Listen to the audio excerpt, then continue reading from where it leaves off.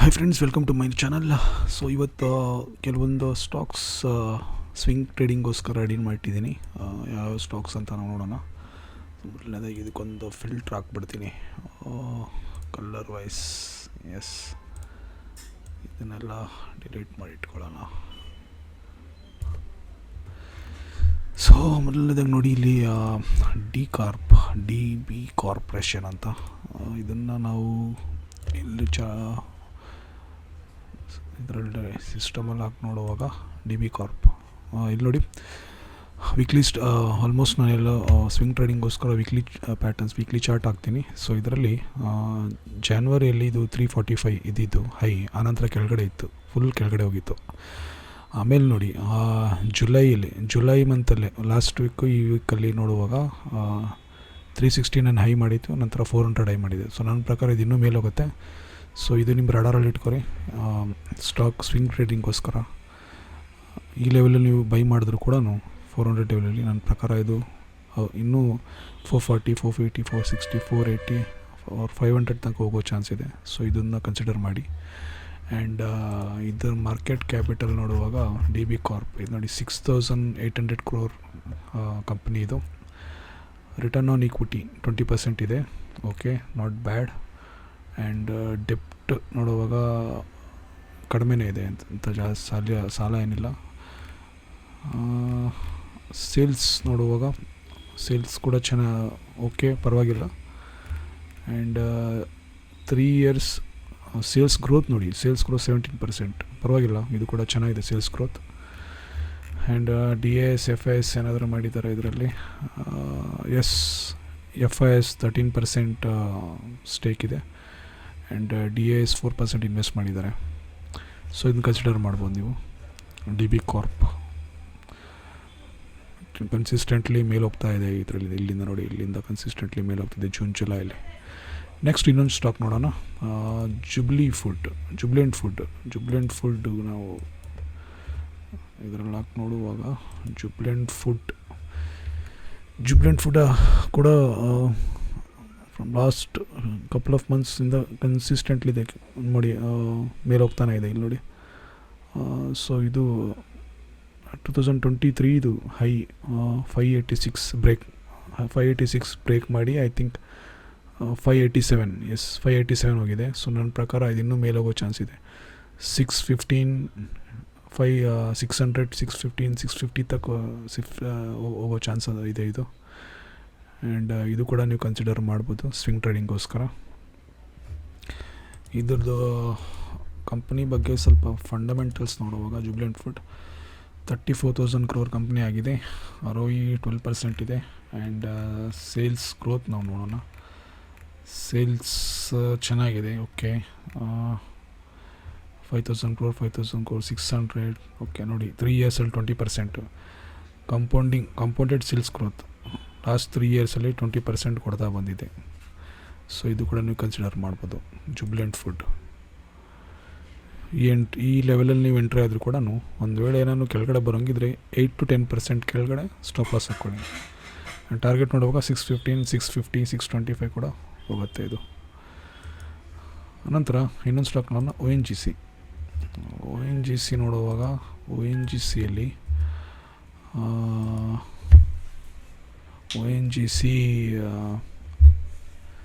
ಎಷ್ಟಿದೆ ಈಗ 300.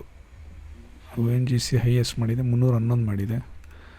ಸೊ ಇದು ಕೂಡ ಪಾಸಿಟಿವ್ ವೇಲೇ ಇದೆ ನೋಡುವಾಗ ನೋಡಿ. ONGC ಕನ್ಸಿಸ್ಟೆಂಟ್ಲಿ ಹೋಗ್ತಾ ಇದೆ. ಆ್ಯಂಡ್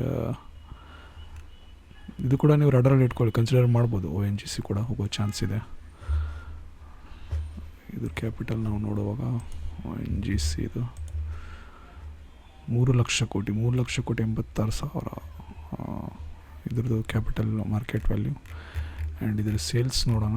ಸೇಲ್ಸ್ ಗ್ರೋತ್ ನೋಡುವಾಗ ನೋಡಿ, 3 yearsಲ್ಲಿ 28%, ಚೆನ್ನಾಗಿದೆ, ಪರವಾಗಿಲ್ಲ.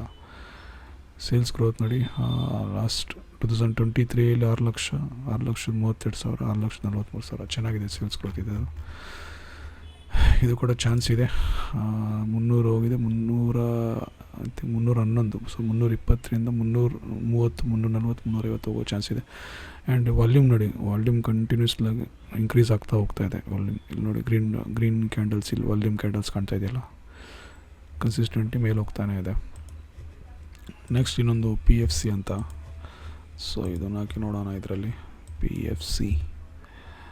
PFC ಪವರ್ ಫೈನಾನ್ಸ್ ಕಾರ್ಪೊರೇಷನ್, ಇದು ಕೂಡ ನೋಡಿ ವೀಕ್ಲಿ ಹೈ ಬ್ರೇಕ್ ಆಗಿದೆ.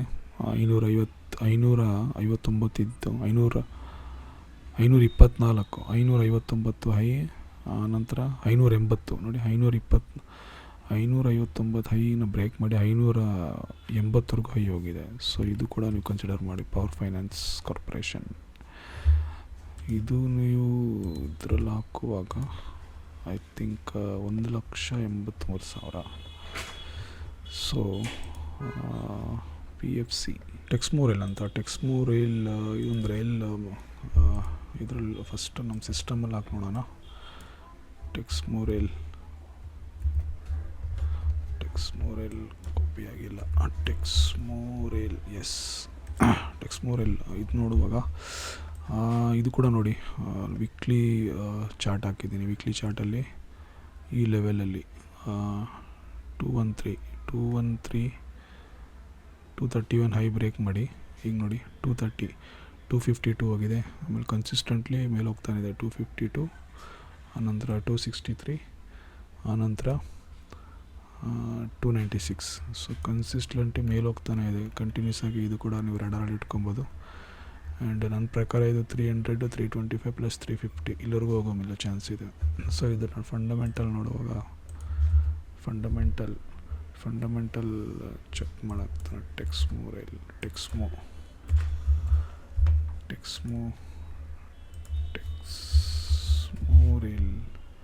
ಟೆಕ್ಸ್ಮೋ ಪೈಪ್ ಬರ್ತಾ ಇದೆ. Sorry, Tex rail. Okay, Tex rail ಅಂತ ನೋಡ್ತೀನಿ.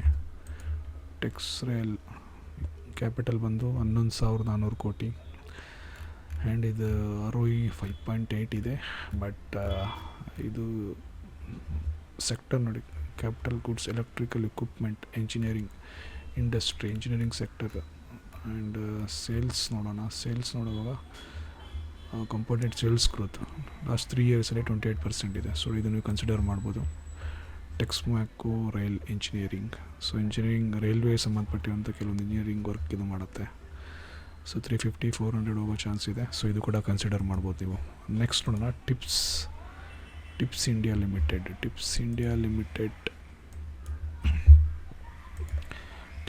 ಲಿಮಿಟೆಡ್ ನೋಡಿ, ಇದು ಕೂಡ ನೋಡಿ ವೀಕ್ಲಿ ಬ್ರೇಕ್ಔಟ್ ಕೊಟ್ಟಿದೆ. ಇಲ್ಲಿ ಐ ಥಿಂಕ್ 530 ಇದ್ದಿದ್ದು 561 ಲೈಫ್ ಟೈಮ್ ಹೈಗೆ ಬ್ರೇಕ್ ಮಾಡಿದೆ. ಇದು 560. ಸೊ 600, 650 ಇಂದ ಹೋಗೋ ಚಾನ್ಸ್ ಇದೆ. ಟಿಪ್ಸ್ ಇಂಡಿಯಾ ಲಿಮಿಟೆಡ್ ಇಲ್ಲಿ ಹಾಕಿ ನೋಡ್ತೀನಿ. ಟಿಪ್ಸ್ ಇಂಡಿಯಾ ಕ್ಯಾಪಿಟಲ್ ಬಂದು 7,000 crore ಇದೆ.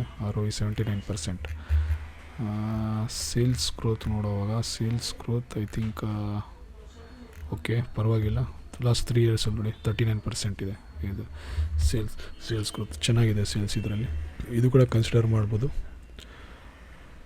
ಒಳ್ಳೆ ಸ್ಟಾಕ್ ನೋಡಿ. ನೆಕ್ಸ್ಟು ನೋಡೋಣ, ರೈಲ್ಟೆಲ್ ಅಂತ. ಇದು ಮೇ ಬಿ ರೈಲ್ವೆ ಡಿಪಾರ್ಟ್ಮೆಂಟ್, ರೈಲ್ವೆಗೆ ಸಂಬಂಧಪಟ್ಟಿರುವಂಥ ಸ್ಟಾಕ್ ಆಗಿದೆ. ಇದು ರೈಲ್ಟೆಲ್ ಕಾರ್ಪೊರೇಷನ್.